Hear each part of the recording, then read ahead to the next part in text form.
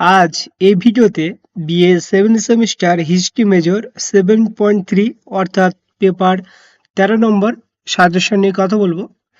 এই ভিডিওতে তোমাদের সম্পূর্ণ সিলেবাস এবং সম্পূর্ণ সাজেশনটি দেখানো হবে, তো ভিডিওটি স্কিপ না করে কন্টিনিউ করতে থাকো। দেখো, এটা পেপার 13, এটা তোমাদের সিলেবাসের হেডিং ইউরোপিয়ান ওয়ার্স ওয়ার টু কোল্ড ওয়ার। দেখো, সিলেবাসটা আমি খুব স্লোলি দেখাবো, তো ভিডিওটি স্কিপ করো না। দেখো, ইউনিট 1 আমি স্লোলি দেখাচ্ছি, ইউনিট 2, ইউনিট 3 অ্যান্ড ইউনিট 4। এই সম্পূর্ণ সাজেশনটি তোমরা যদি বাই করতে চাও তাহলে মাত্র 150 টাকা পেমেন্ট করতে হবে। আর শুরুতে তোমাদের একটি কথা বলে দিই যে তোমাদের 7 সেমিস্টারে মেজরে 3টি পেপার পড়তে হবে, পেপার 11, 12 অ্যান্ড 13, এবং মাইনরে তোমাদের 2টো পেপার পড়তে হবে। মেজর পেপার 3টে একসাথে যদি নাও তাহলে তোমাদের 450 টাকা হয়, 400 টাকা পেমেন্ট করলে হবে। দেখো, ইউনিট 1 এর ফার্স্ট কোশ্চেনটি দেখে নাও। এই কোশ্চেনটি খুবই ইম্পর্টেন্ট কোশ্চেন। দেখো, লিগ অফ নেশন বিশ্বশান্তি ও আন্তর্জাতিক নিরাপত্তা কতখানি সুনিশ্চিত করেছিল, এর ব্যর্থতার কারণগুলি আলোচনা করো। এই কোশ্চেনটি 5 বা 10 মার্কে আসতে পারে। দেখো, অথবা দিয়ে কোশ্চেন আছে, বিশ্বশান্তি প্রতিষ্ঠায় জাতিসংঘের উদ্যোগ ও ব্যর্থতার কারণগুলি লেখো। দেখো, 3 নম্বর অথবাটা একটু দেখে নাও। তো তোমাদের আমি খুব স্লোলি সাজেশনটি দেখাচ্ছি। এই সাজেশনের প্রাইস মাত্র 150 টাকা। তোমাদের 3টে পেপার পড়তে হবে, হয় 450 টাকা, 3টে পেপার একসাথে নিলে 400 টাকা, 400 টাকা পেমেন্ট করলে হবে। দেখো, 2 নম্বর কোশ্চেন, নবগঠিত ইউরোপে স্থায়ী শক্তি সাম্যের অভাবের কারণগুলি লেখো। ভার্সাই সন্ধি কি দ্বিতীয় বিশ্বযুদ্ধকে ত্বরান্বিত করেছিল? তুমি কি একমত বা তুমি কি মনে করো যে ভার্সাই সন্ধির তথাকথিত অপূর্ণতা বিশ্বকে 1939 সালের যুদ্ধের দিকে পরিচালিত করেছিল? তো দেখো, যেভাবে আসুক না কেন উত্তরটা লিখে দেবে, খুব সুন্দর করে পয়েন্ট আকারে সাজানো, তোমাদের সহজে মুখস্থ করতে পারবে এবং পরীক্ষা খাতে লিখে আসলে 5-এ 5 এবং 10-এ 10 নম্বর পাবে। 3 নম্বর কোশ্চেন খুব ইম্পর্টেন্ট কোশ্চেন, দুটোর মধ্যে যদি না আসে তাহলে 3 নম্বর কোশ্চেনটা আসবে। ভার্সাই সন্ধি কি জার্মানির উপরে চাপিয়ে দেওয়া একটি সন্ধি ছিল? এর সুদূর প্রসারী ফলাফল আলোচনা করো। দেখো, অনেকগুলো অথবা আছে, দেখে নিও। আমি খুব সুন্দর করে এবং খুব স্লোলি তোমাদের ভিডিওটি দেখাচ্ছি, সাজেশনটি, তো স্কিপ করো না। আর একটি কথা বলে দিই, এই সাজেশনের পাশাপাশি তোমাদের মিনি মাইক্রো পিডিএফ দেওয়া হবে। আবারও অনেক স্টুডেন্ট জানতে চায়, স্যার কি শুধু কি লং কোশ্চেন সাজেশন দেবেন? না, লং প্লাস শর্ট দুটোই দেবো। দেখো, 4 নম্বর কোশ্চেন, এটা তোমাদের 2021 সালে এসেছিল। তুমি কি মনে করো যে 1919 এর পরবর্তীকালে ইউরোপে নতুন গণতান্ত্রিক ব্যবস্থার ভিত্তি খুবই দুর্বল ছিল? তোমরা ইতিহাসে প্রথম 5টি কোশ্চেন ভালো করে পড়বে, এর মধ্যে থেকে সবকিছু কমন পেয়ে যাবে।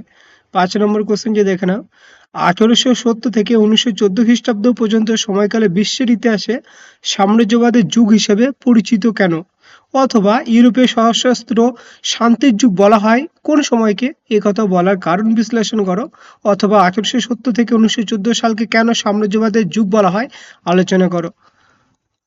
এই সাজেশনের প্রাইস আবারও বলছি 150 টাকা।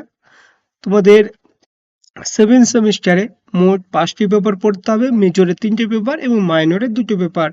একসাথে যদি বাই করো তাহলে তোমাদের মেজরের জন্য 400 দিলে আর মাইনরের জন্য 250 দিলে তাহলে কত হলো? 650 টাকা দিলে 5টি পেপারের সাজেশন তোমাদের দেওয়া হবে। দেখো, 6 নম্বর কোশ্চেন যে দেখে নাও, সাম্রাজ্যবাদের উদ্ভব সম্পর্কে লেনিনের ধারণা ব্যাখ্যা করো। কথাটি ঘুরিয়ে দিতে পারে, সাম্রাজ্যবাদ হলো পুঁজিবাদের চরম পর্যায়। বক্তৃটির সারমর্ম বিশ্লেষণ করো। পরীক্ষা খাতায় যদি আসে প্রথমে আসবে অথবা দিয়ে আসবে না। দেখো, 7 নম্বর কোশ্চেন, আমি একটু হালকা একটু ফাস্ট দেখাচ্ছি, সবগুলো বলতে গেলে ভিডিওটি অনেক বড় হয়ে যাবে। দেখো, 8 নম্বর কোশ্চেন, তোমাদের খুব স্লোলি দেখাচ্ছি, ভিডিওটি কন্টিনিউ করতে থাকো। আর যদি ভিডিওটি ভালো লাগে অবশ্যই একটি লাইক করবে, চ্যানেলে নতুন হয়ে থাকলে অবশ্যই সাবস্ক্রাইব করবে, কেননা যখনই নতুন ভিডিও পোস্ট করব সবার আগে তোমার কাছে পৌঁছাবে। 10 নম্বর কোশ্চেন,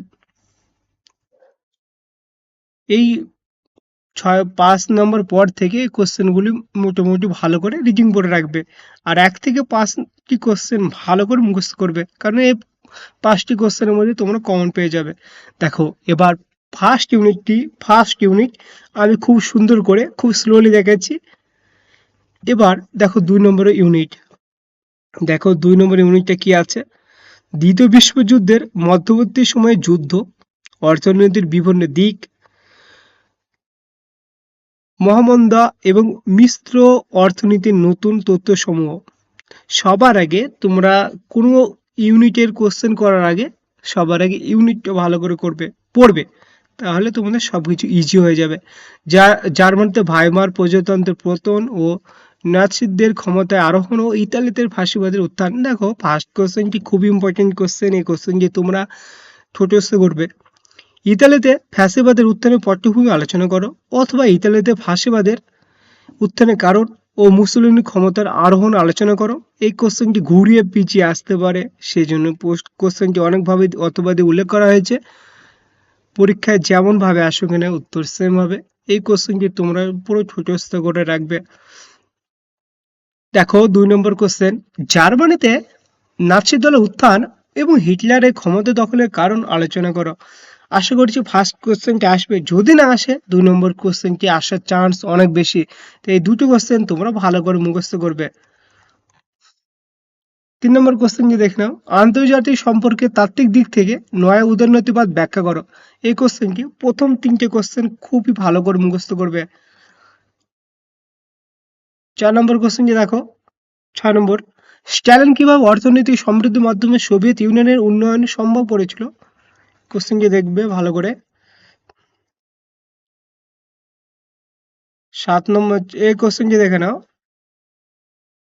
নিউ ডিল পলিসি প্রধান বৈশিষ্ট্যগুলি ব্যাখ্যা করো। এই নীতির কি সমাজতান্ত্রিক ছিল। নিউ ডিল নীতির প্রধান বৈশিষ্ট্য আলোচনা করো। এই নীতি কি সমাজতান্ত্রিক ছিল।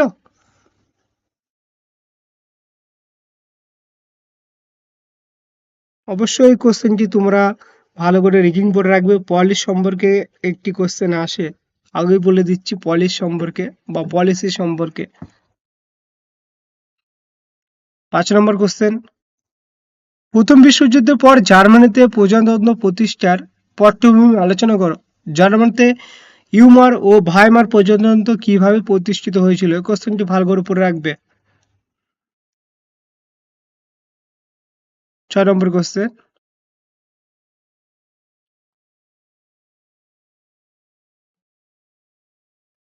আমি তোমাদের একটু ফাস্ট করে দেখাচ্ছি। দেখো 2 নম্বর ইউনিট কমপ্লিট হলো, এবার আমি তোমাদের 3 নম্বর ইউনিটটি দেখাচ্ছি। দেখো আমি প্রথমে বলেছি কোনো ইউনিট কমপ্লিট করার আগে প্রথমে ইউনিটটা ভালো করে পড়ে রাখবে, তাহলে প্রতিটা ইউনিটই কোশ্চেন খুবই সহজ হয়ে যায়। দেখো 3 নম্বর ইউনিটে ফার্স্ট কোশ্চেনটি দেখে নাও, স্পেনের গৃহযুদ্ধের কারণ ও ফলাফল আলোচনা করো। এই কোশ্চেনটি খুবই ইম্পর্টেন্ট আছে, এই কোশ্চেনটি তোমরা ছোটস্থ করে রাখবে। দেখো খুবই স্লোলি দেখাচ্ছি। দেখো 3 নম্বর কোশ্চেন, নব অর্থনীতি এনইপি বলতে কি বোঝো বা বোঝায়। নব অর্থনীতির ভিত্তি ও সুফলগুলি সম্পর্কে আলোচনা করো। অনেকগুলো অথবা দেওয়া আছে, কোশ্চেনটি ভালো করে দেখে রাখবে। 2 নম্বর কোশ্চেন দেখো, রুশ জার্মান আক্রমণ চুক্তি সম্পর্কে একটি সংক্ষিপ্ত টিকা লেখো। এই কোশ্চেনটি ভালো করে মুখস্থ করে রাখবে, কারণ কোশ্চেনটি ফার্স্ট কোশ্চেনটি যদি না আসে 2 নম্বর কোশ্চেনটি আসার চান্স অনেক বেশি। আর অনেক আমার ছাত্র বা স্টুডেন্ট পরীক্ষার আগে আগে জিজ্ঞাসা করে যে স্যার কোন কোশ্চেনগুলো সব থেকে বেশি ইম্পর্টেন্ট কোশ্চেন। এই কথাটি বলে, তোমাদের বলে রাখি, প্রতিটি ইউনিটে প্রথম 4টি কোশ্চেন বেশি ইম্পর্টেন্ট।